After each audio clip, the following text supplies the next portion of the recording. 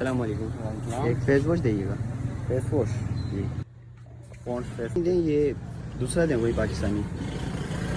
इसको क्या है? ये इसराइली प्रोडक्ट है। कहाँ लिखा हुआ है कहीं पे? लिखा हुआ है, आप दूसरा दें। ये ये यूनिलीवर ब्रांड है। इसे ही ब्रांड ही लेना है ये तो यही का, पर ये पता कैसे चलेगा ये इसराइली ब्रांड है? पता कैसे चलेगा? बहुत आसान तरीका है, मैं आपको बता देता हूँ कैसे पता चलेगा।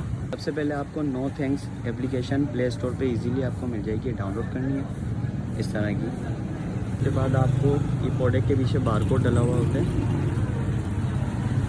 इसको आपने इस तरह स्कैन करना है। ये आपको बता दिया इसने इजीली, ये यूनिलीवर की प्रोडक्ट है और ये बारकोड लिखा हुआ है वाज़े। तो अब ये पाकिस्तानी प्रोडक्ट